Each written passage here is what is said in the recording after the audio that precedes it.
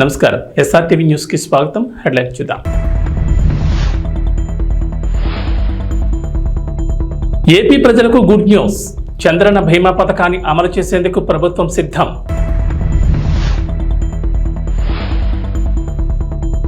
ఏపీలో భారీగా ఐఏఎస్ల బదిలీలు. మొత్తం 19 మంది ఐఏఎస్లను బదిలీ చేస్తూ రాష్ట్ర ప్రభుత్వం నిర్ణయం.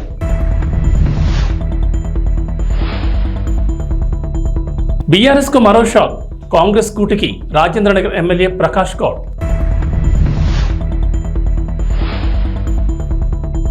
తెలంగాణలో 3 రోజుల పాటు భారీ వర్షాలు. పలు జిల్లాలకు ఎల్లో అలర్ట్ జారీ. ఆంధ్రప్రదేశ్ ప్రభుత్వం చంద్రన్న బీమా పథకాన్ని అమలు చేసేందుకు సిద్ధమైంది. ఈ మేరకు ఈ పథకానికి సంబంధించిన అర్హతలు, అవసరమైన డాక్యుమెంట్లకు సంబంధించిన సమాచారం సోషల్ మీడియాలో వైరల్ అవుతోంది. చంద్రన్న బీమా పథకం ద్వారా ప్రభుత్వం ఏపీలోని పేద, అసంఘటిత కార్మికుల కుటుంబాలకు భద్రత కల్పిస్తోంది. ఈ పథకం కింద మరణం, శాశ్వత వైకల్యంతో బాధపడుతుంటే బీమా మొత్తాన్ని లబ్ధిదారుడు కుటుంబానికి అందిస్తారు. చంద్రన్న బీమా కింద 1.5 లక్షల నుంచి 10 లక్షల వరకు బీమా కవర్ అవుతుంది. 15 రోజుల్లోపు లబ్ధిదారుల కుటుంబ సభ్యుల బ్యాంక్ ఖాతాలోకి జమ అవుతుంది. ఈ మొత్తంతో పాటుగా 10,000 తక్షణ ఆర్థిక ఉపశమనం కూడా ఏపీ ప్రభుత్వం ఇవ్వనుంది. ఈ పథకం కింద లబ్ధిదారుడు సంవత్సరానికి 15 రూపాయల ప్రీమియం చెల్లించాల్సి ఉంటుంది. ప్రభుత్వం లబ్ధిదారుడికి ఒక గుర్తింపు కార్డును అందిస్తుంది. అందులో ప్రత్యేకమైన గుర్తింపు సంఖ్య, పాలసీ సంఖ్య ఉంటుంది. క్లెయిమ్ మొత్తం ప్రత్యక్ష బ్యాంక్ బదిలీ పద్ధతి ద్వారా నేరుగా బ్యాంక్ అకౌంట్లోకి జమ చేస్తారు. లబ్ధిదారుడు ఏదైనా సమస్యను ఎదుర్కొంటుంటే వారు బీమా నమోదు, క్లెయిమ్ చెల్లింపునకు సంబంధించిన ఫిర్యాదు కోసం PDDRDAను సంప్రదించవచ్చు. ఆంధ్రప్రదేశ్ డిప్యూటీ సీఎం పవన్ కళ్యాణ్ వినూత్న నిర్ణయం తీసుకున్నారు. తనను కలిసేందుకు వచ్చేవారు బొకేలు, విగ్రహాలు, శాలువాలు తీసుకురావద్దని విజ్ఞప్తి చేశారు. వాటి బదులు ప్రజలకు ఉపయోగపడే వస్తువులు తీసుకురావాలని పవన్ కళ్యాణ్ కోరారు. తనను కలిసేందుకు వచ్చేవారు కళ్లకు ఇంపుగా కనిపించేవి, కనులకు నిండుగా కనబడేవి కాదు, 10 మంది కడుపు నింపేవి, పేదలకు ఉపయోగపడేవి తీసుకొస్తే బాగుంటుందన్నారు. ఈ పిలుపు మేరకు జనసేన పార్టీల ఎంపీలు ముందుకొచ్చారు. పవన్ కళ్యాణ్ కలవడానికి వచ్చిన సమయంలో బొకేకు బదులుగా కూరగాయల బుట్టను బహుకరించారు. ఈ వినూత్న ఆలోచనతో ముందుకొచ్చిన ఎంపీలు బాలశౌరి, ఉదయాలను పవన్ కళ్యాణ్ అభినందించారు. బొకేలు, శాలువాలకు బదులు కూరగాయలు తీసుకొస్తే అనాథాశ్రమాలకు ఉపయోగపడతాయన్నారు పవన్ కళ్యాణ్. బొకేలు, శాలువాలు కొనుగోలు చేసే డబ్బులతో అన్నా క్యాంటీన్లో కూడా సాయం చేయొచ్చని, విగ్రహాలు, శాలువాలు తీసుకురావద్దని, వాటిని ఏం చేయాలో కూడా తెలియడం లేదన్నారు. ఎంపీలు మొదలుపెట్టారు, అందరూ ఇలాగే చేయాలని కోరారు. బొకేలు, శాలువాలు బదులు కూరగాయలు మాత్రమే కాదని, వారికి తోచిన విధంగా పేదలకు ఉపయోగపడే విధంగా ఏదైనా సాయం చేయొచ్చన్నారు. శాలువాలు, బొకేలు బదులు ప్రజలు ఏదైనా సాయం చేసే ప్రయత్నం చేయాలని కోరారు. డిప్యూటీ సీఎం పవన్ కళ్యాణ్ తీసుకున్న వినూత్న నిర్ణయాలపై ప్రశంసల వర్షం కురుస్తోంది. ఆంధ్రప్రదేశ్లో మరోసారి ఐఏఎస్ అధికారుల్ని ప్రభుత్వం బదిలీ చేసింది. మొత్తం 19 మంది ఐఏఎస్లను బదిలీ చేస్తూ రాష్ట్ర ప్రభుత్వ ప్రధాన కార్యదర్శి నీరబ్ కుమార్ ప్రసాద్ ఉత్తర్వులు జారీ చేశారు. స్టాంప్స్ అండ్ రిజిస్ట్రేషన్ ప్రత్యేక సీఎస్గా ఆర్పి సిసోడియాను నియమించారు. భూ పరిపాలన చీఫ్ కమిషనర్గా జి జయలక్ష్మి, అటవీ పర్యావరణ శాస్త్ర సాంకేతిక శాఖ ప్రత్యేక సీఎస్గా జి అనంతరామ్ నియమిస్తూ ఉత్తర్వులిచ్చారు. గ్రామ వార్డు సచివాలయాల శాఖ బాధ్యతల నుంచి అజయ్యను రిలీవ్ చేయగా వ్యవసాయ శాఖ డైరెక్టర్ హరికిరణ్ను ప్రభుత్వం బదిలీ చేసింది. తెలంగాణలో రాజకీయ పరిణామాలు రోజురోజుకు మరింత ఆసక్తికరంగా మారుతున్నాయి. రేవంత్ రెడ్డి మొదలుపెట్టిన ఆపరేషన్ ఆకర్ష్లో భాగంగా ఇప్పటికే ప్రతిపక్ష బీఆర్ఎస్ పార్టీకి చెందిన 7 సిట్టింగ్ ఎమ్మెల్యేలు, 6 ఎమ్మెల్సీలు కాంగ్రెస్ కండువా కప్పుకోగా ఇప్పుడు మరో ఎమ్మెల్యే షాక్ ఇచ్చారు. రాజేంద్రనగర్ ఎమ్మెల్యే ప్రకాష్ గౌడ్ కూడా కాంగ్రెస్ కూటికి చేరుకునేందుకు సిద్ధమయ్యారు. ఇప్పటికే కాంగ్రెస్ నాయకత్వంతో చర్చలు పూర్తయ్యాయని, కండువా కప్పుకోవడమే తరువాయిగా మారిందని తెలుస్తోంది. రేపు సీఎం రేవంత్ రెడ్డి సమక్షంలో ప్రకాష్ గౌడ్ కాంగ్రెస్ తీర్థం పుచ్చుకోనున్నట్లు సమాచారం. ప్రకాష్ గౌడ్తో పాటు మరో 2 మున్సిపల్ చైర్మన్లు కూడా కాంగ్రెస్ కూటికి చేరుకోనున్నారు. గత 3 నెలల క్రితమే రాజేంద్రనగర్ ఎమ్మెల్యే ప్రకాష్ గౌడ్ కూడా కాంగ్రెస్ కండువా కప్పుకునేందుకు సిద్ధమయ్యారన్న వార్తలు చక్కర్లు కొట్టాయి. కాంగ్రెస్ రాష్ట్ర నాయకత్వంతో చర్చలు కూడా పూర్తయ్యాయని, ఇక కండువా కప్పుకోవడమే తరువాయన్న సందర్భంలో బీఆర్ఎస్ పెద్దలు రంగంలో దిగారు. ప్రకాష్ గౌడ్తో మంతనాలు జరిపారు. బీఆర్ఎస్ పార్టీని వేడొద్దంటూ బుజ్జగింపులు జరిపారు. దీంతో ప్రకాష్ గౌడ్ మనసు మార్చుకోవడంతో చేరికకు అప్పుడు బ్రేక్ పడింది. కట్ చేస్తే ఇప్పుడు మళ్లీ బీఆర్ఎస్ నాయకత్వానికి షాక్ ఇస్తూ కాంగ్రెస్ పార్టీలో చేరేందుకు సిద్ధమయ్యారు. మొత్తానికి నాటకీయ పరిణామాల మధ్య ప్రకాష్ గౌడ్ చేరికపై క్లారిటీ వచ్చింది. హైదరాబాద్ నగరవాసులకు ట్రాఫిక్ కష్టాల నుంచి ఉపశమనం కలగనుంది. భాగ్యనగరంలో మెట్రో రైల్ 2వ దశ విస్తరణలో భాగంగా ఎల్బీ నగర్ నుంచి హయత్ నగర్ వరకు దాదాపు 7 కిలోమీటర్ల మేర నిర్మాణం చేపట్టనున్నారు. ఈ మార్గంలో మొత్తం 6 స్టేషన్లు రాబోతున్నాయి. సగటున కిలోమీటర్కు అటు ఇటుగా ఒక స్టేషన్ ప్రతిపాదించారు. విజయవాడ జాతీయ రహదారి కావడం, కొన్ని ప్రాంతాల్లో ఫ్లైఓవర్ల నిర్మాణం జరుగుతున్న నేపథ్యంలో మెట్రో స్టేషన్లు ఏర్పాటు చేసే ప్రాంతాలపై జాగ్రత్తలు తీసుకుంటున్నారు. రహదారికి 2 వైపుల నుంచి మెట్రో స్టేషన్కి ఎటువంటి ఇబ్బంది లేకుండా చేరుకోవడానికి వీలుగా వాటి స్థానాలను సర్దుబాటు చేస్తున్నారు. ఈ మేరకు నేషనల్ హైవేస్ అథారిటీతో కలిసి సమగ్ర ప్రాజెక్టు నివేదిక రూపకల్పనకు మెట్రో రైల్ అధికారులు తుది రూపించారు. 2వ దశ విస్తరణలో వేర్వేరు మార్గాల్లో 70 కిలోమీటర్ల మెట్రో రైల్ మార్గాల నిర్మాణాన్ని ప్రతిపాదించారు. ఇందుకు సంబంధించిన డిపిఆర్ పనులు గ్రామాల్లో ప్రస్తుతం జరుగుతున్నాయి. ఇందులో మియాపూర్ నుంచి ఎల్బీ నగర్ వరకు ఉన్న కారిడార్ 1కు పొడిగింపైన ఎల్బీ నగర్ హయత్ నగర్ మార్గం ఒకటి. ఈ మార్గంలో చింతలకుంట వద్ద ఒక స్టేషన్ ఏర్పాటు చేయనున్నారు. ఎల్బీ నగర్ నుంచి చింతలకుంట వరకు మధ్యలో మెట్రో రైల్ మార్గం ఉంటుంది. మిగతా 5 స్టేషన్లు ఎక్కడెక్కడ అనేది త్వరలోనే స్పష్టత రానుంది. హైదరాబాద్ నగరంలో మరోసారి పోలీసు కాల్పుల కలకలం చోటు చేసుకుంది. నాంపల్లి రైల్వే స్టేషన్ వద్ద అనుమానాస్పదంగా తిరుగుతున్న 2 వ్యక్తులను గుర్తించిన పోలీసులు వారిని ప్రశ్నించారు. ఈ సమయంలో వారిలో ఓ వ్యక్తి తన వద్ద గొడ్డలతో పోలీసులపై దాడికి యత్నించగా మరొకరు రాళ్లతో దాడి చేశారు. దీంతో అప్రమత్తమైన పోలీసులు వారి నుంచి తప్పించుకునే ప్రయత్నంలో కాల్పులు జరిపారు. వీరిని దోపిడీ దొంగల ముఠాగా పోలీసులు భావిస్తున్నారు. దొంగలు తమపై దాడికి ప్రయత్నించడంతో పోలీస్ డెకాయ్ టీం కాల్పులు జరిపింది. పోలీస్ కాల్పుల్లో 2కి తీవ్ర గాయాలు కాగా వారిని చికిత్స కోసం ఆసుపత్రికి తరలించారు. గాయపడిన వారిని ఉత్తరప్రదేశ్ చెందిన అనీస్ రాజ్గా గుర్తించారు. వీరితో పాటు గ్యాంగ్ చెందిన మరో 2 వ్యక్తులు ఉన్నట్లు పోలీసులు అనుమానిస్తున్నారు. కాల్పులు జరపడంతో వారు పరారయ్యారని పోలీసులు పేర్కొన్నారు. కాల్పుల్లో గాయపడ్డ వారిని దోపిడీ దొంగలుగా అనుమానిస్తున్నారు పోలీసులు. ఈ ఘటనపై కేసు నమోదు చేసిన పోలీసులు దర్యాప్తు చేపట్టారు. మాంగర్ బస్తీకి చెందిన దొంగల ముఠాగా పోలీసులు గుర్తించారు. ఫుట్పాత్పై కూర్చొని ఉన్న 4గురిని పోలీసులు ప్రశ్నించడంతో దాడికి ప్రయత్నించారు. మోపిదేవి మండల పరిధిలోని కే కొత్తపాలెం గ్రామంలో కరకట్టను ఆనుకుని కొలువుదీరిన శ్రీ దుర్గా కోటేశ్వర స్వామి వారి ఆలయంలో లక్ష కుంకుమార్చన దీపోత్సవం కార్యక్రమాలను వీనులు విందుగా నిర్వహించారు. వారాహి నవరాత్రి మహోత్సవాలను పురస్కరించుకుని గురువారం ఉదయం ఆలయ అర్చకులు జయంతి విద్యాసాగర్ శర్మ బ్రహ్మత్వంలో లక్ష కుంకుమార్చన నిర్వహించారు. మహిళా భక్తులు పెద్ద సంఖ్యలో పాల్గొని భక్తి శ్రద్ధలతో కుంకుమ పూజలు చేశారు. అమ్మవారి చాముండేశ్వరి దేవిగా భక్తులకు దర్శనమిచ్చారు. గురువారం సాయంత్రం నిర్వహించిన దీపోత్సవం కార్యక్రమంలో తొలుత మహిళలు కుంకుమార్చన పూజలు నిర్వహించి దీపారాధన చేశారు. గ్రామం నుంచే కాకుండా అవనిగడ్డ, చల్లపల్లి పరిసర ప్రాంతాల నుంచి మహిళా భక్తులు పెద్ద సంఖ్యలో తరలివచ్చి ఆలయంలో నిర్వహిస్తున్న వారాహి అమ్మవారి నవరాత్రి ఉత్సవాల్లో భక్తి శ్రద్ధలతో పాల్గొంటున్నారు. 14వ తేదీ ఆదివారం సాయంత్రంతో మహోత్సవాలు ముగుస్తాయని అర్చకులు విద్యాసాగర్ శర్మ తెలిపారు.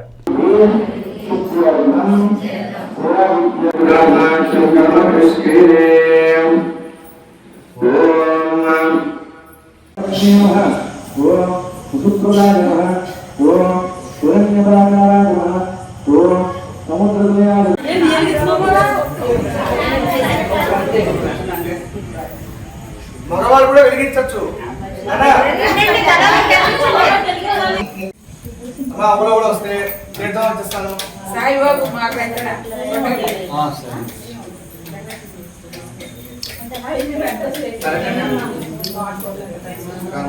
అనుగ్రహ ప్రసాద సిద్ధి ద్వారా మమ మనస్సంకల్ప సిద్ధ్యర్థం మమ సంపూర్ణ ఉపచార పూజ సహిత సంపూర్ణ లక్ష కుంకుమార్చనం మమ ఉన్నత స్థానే సకల ప్రాతఃకాల శుభదినే శుభ సమయే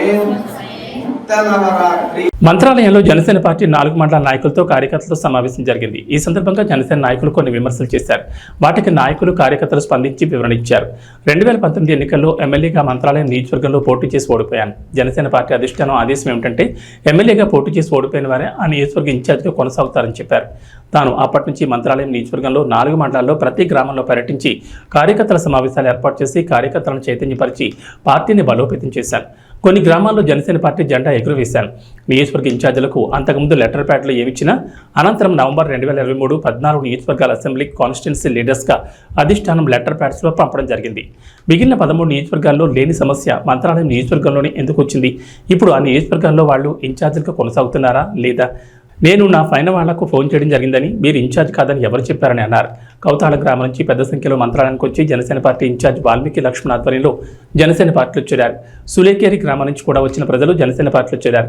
వాళ్ళందరూ కూడా పవన్ కళ్యాణ్ మీద అభిమానంతో జనసేన పార్టీ ఆశయాలను మెచ్చి పార్టీలో చేరామని, ఇక నుంచి పవన్ కళ్యాణ్ జనసేన పార్టీకి అండగా ఉండి పార్టీ పటిష్టత కోసం కృషి చేస్తామని తెలిపారు. లీడర్లు అయితేనేమి చాలా మంది కూడా చాలా కృషి చేశారు. గెలుపునకు చాలా వాళ్ళ శక్తివంతం లేకుండా కృషి చేశారు. ఇకపోతే ముఖ్యమైన క్లారిటీ ఇవ్వదలుచుకున్నాను. ఎవరైనా మా కార్యకర్తలు కూడా చాలా మంది కూడా నాయకులు చెప్పిన దానికి మా కార్యకర్తలే జవాబు ఇవ్వడం జరిగింది. ఇంకా ఫైనల్గా నేను మీకు చెప్పదలుచుకున్నది ఏమంటే మా మంత్రాలయం నియోజకవర్గంలో ఉండే నాయకులైతేనేమి, కార్యకర్తలైతేనేమి, క్రియాశీలక సభ్యులైతేనేమి ప్రతి ఒక్కరికి నేను ఒక క్లారిటీ ఇవ్వదలుచుకున్నాను. అది ఏమిటంటే నవంబర్ నెల 23వ తారీఖున పార్టీ ఒకటి ఆదేశించింది. ఏమని ఆదేశించింది, 14 నియోజకవర్గాల కాన్స్టిట్యూన్సీ లీడర్స్ అనేది ఒకటి మాకు లెటర్ ప్యాడ్లో ఇంటికి రావడం జరిగింది. అది మేము దాని ప్రకారంగా మేము నడుచుకుంటున్నాము.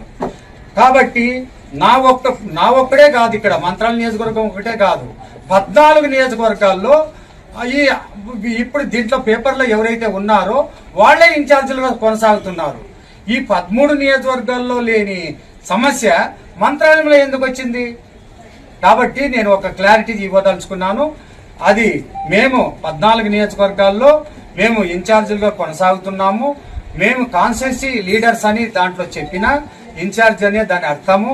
కాబట్టి మేము ఆ ఇన్ఛార్జి 23వ తారీఖున మాకు లెటర్ ప్యాడ్లో కాన్స్టిట్యూన్సీ లీడర్ ఇచ్చింది. దీనికి ఒక టైము కానీ ఒక లిమిట్ కానీ లేదు. మరి ఇది కంటిన్యూషన్ ఉంటుంది దీనికి. ఎందుకంటే ఇది ఫైనల్ లెటర్ అందరికి 14 నియోజకవర్గాల వాళ్ళకి కూడా. ఇది ఇంతకుముందు ఏమి ఇచ్చినా కూడా మాఫీ. ఇది మాత్రం జనసేన పార్టీ నుంచి పార్టీ ఆదేశం ప్రకారంగా వచ్చిన లెటర్ ఇది. దీన్ని మీకు చూపిస్తున్నా, దీన్ని మీకు పత్రికా విలేకరుల ద్వారా, ఈ టీవీ ఛానల్స్ ద్వారా మీ అందరి దృష్టికి తీసుకొస్తున్నా. ఇకపోతే మన అందరూ కూడా నిన్న కొంతమంది ఏదో విమర్శించినా కూడా అది నేను పట్టించుకోవడం లేదు. కాకపోతే కొంతమంది నాయకులు వాళ్ళకి దేనివల్లనూ ఒకవేళ అసంతృప్తి ఉండొచ్చు. నేను అందరూ కూర్చొని మాట్లాడుకొని ఆ ప్రాబ్లమ్స్ రావడం జరిగింది. కానీ వాళ్ళు కవతాళం మండలంలో ప్రతి ఒక్క నాయకుడు కూడా మనకు అందుబాటులో ఉండి ఇప్పటి నుంచి మనకు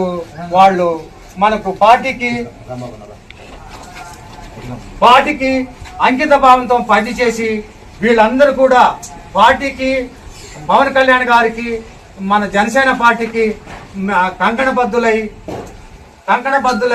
వీళ్ళందరూ కూడా తప్పకుండా పార్టీ నుంచి చాలా మంది రావడం జరిగింది.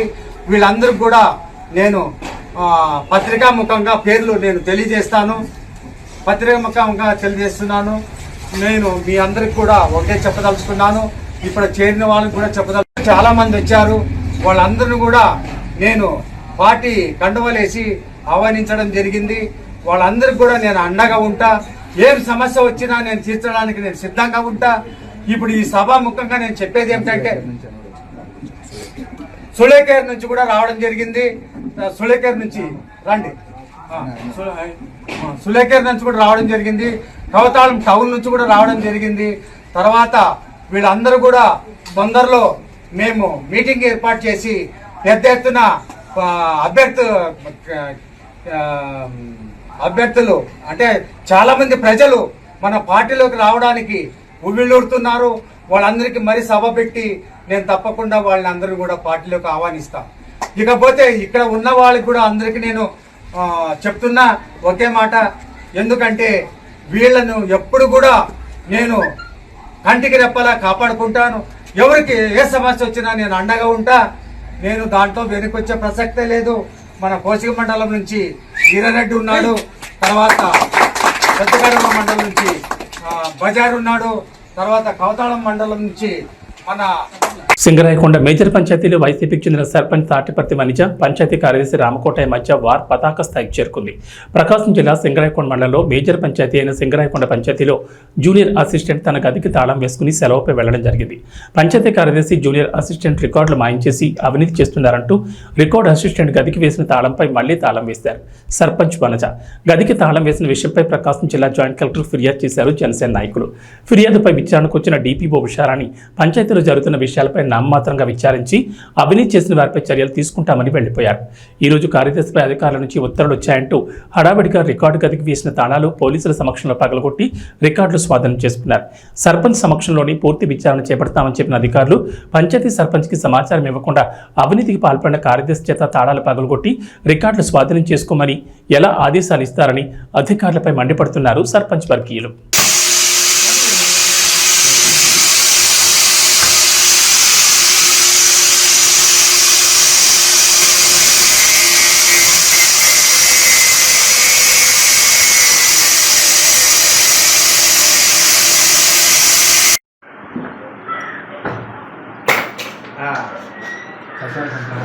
అక్కడ బయట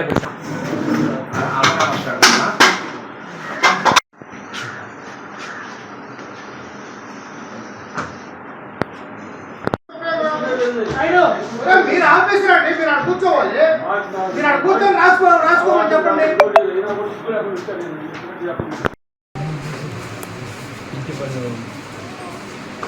ఇంటి పన్ను కోసం ఇచ్చిన అర్జీ, ఇంటి పన్ను కోసం ఇచ్చిన అర్జీ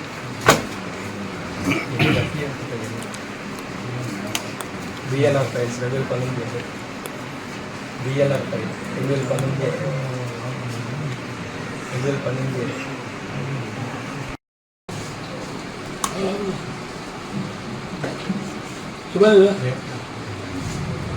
register of deposits 2008, register of deposits 2008.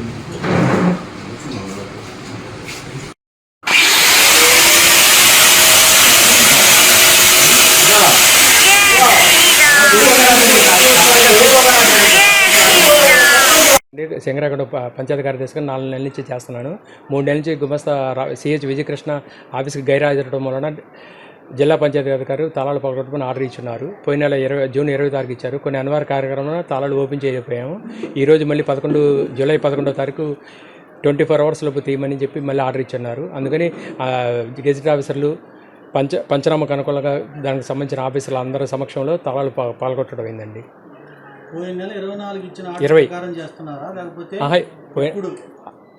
ఈరోజు పోయిన నెల 20 తారీఖు ఆర్డర్ ఇచ్చారు. రిమైండర్కి మళ్ళీ ఈరోజు ఇంకో ఆర్డర్ ఇచ్చారు, మళ్ళీ 24 hours తీయమని. అందుకని ఈరోజు తాళం తీసేది.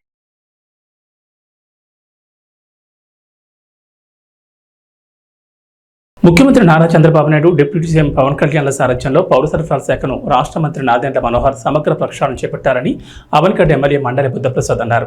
రాష్ట్ర ముఖ్యమంత్రి నారా చంద్రబాబు నాయుడు, రాష్ట్ర ఉప ముఖ్యమంత్రి కొణిదెల పవన్ కళ్యాణ్ నేతృత్వంలో రాష్ట్ర ప్రభుత్వ సహకారంతో రాష్ట్ర వినియోగదారుల వ్యవహారాలు, ఆహార, పౌర సరఫరాల శాఖ మంత్రి నాదెండ్ల మనోహర్ ఆదేశాల మేరకు రాష్ట్ర వ్యాప్తంగా చేపట్టిన సబ్సిడీపై బియ్యం, కందిపప్పు విక్రయాల కేంద్రాన్ని అవనిగడ్డ ఎమ్మెల్యే మండలి బుద్ధప్రసాద్ గురువారం చల్లపల్లి రైతు బజార్లో ప్రారంభించారు. ఈ సందర్భంగా బుద్ధప్రసాద్ మాట్లాడుతూ గత ప్రభుత్వంలో సన్నబియ్యం ఇస్తామన్న మంత్రులు ఏ విధంగా మాట్లాడారో రాష్ట్ర ప్రజలు గమనించారన్నారు. రేషన్ డోర్ డెలివరీ పేరుతో ఏర్పాటు చేసిన వాహనాల ద్వారానే పలుచోట్ల రేషన్ బియ్యం అక్రమ మార్గంలో తరలించిన ఉదంతాలు అనేకం వెలుగు చూశాయన్నారు. తూకంలో మోసాలతో రేషన్ బియ్యం దోపిడీ విపరీతంగా జరిగిందన్నారు. ఇలాంటి వ్యవహారాలన్నీ అరికట్టి ప్రజా పంపిణీ వ్యవస్థను క్రమబద్ధీకరించడంతో పాటు నిత్యావసర సరుకుల ధరలు నియంత్రించేందుకు నాదెండ్ల మనోహర్ కృషి చేస్తున్నారన్నారు. అవనిగడ్డ నియోజకవర్గంలో ఎలాంటి అక్రమ రవాణా ప్రోత్సహించేది లేదన్నారు. ఈ ప్రభుత్వం అక్రమాలను సహించదని అధికారులు గుర్తించాలన్నారు. అవనిగడ్డ నియోజకవర్గంలో ఎట్టి పరిస్థితుల్లోనూ పరిపాలన పారదర్శకంగా ఉండి తీరాలని స్పష్టం చేశారు. చట్టబద్ధమైన పరిపాలన జరగాలని సూచించారు. అవనిగడ్డ నియోజకవర్గం నుంచి ఎలాంటి అక్రమ రవాణా జరుగుతున్నా అధికారులు అరికట్టాలని ఆదేశించారు. రైతు బజార్లలో ఏర్పాటు చేసిన సబ్సిడీపై బియ్యం, కందిపప్పు విక్రయ కేంద్రాన్ని ప్రజలు సద్వినియోగం చేసుకోవాలని బుద్ధప్రసాద్ సూచించారు.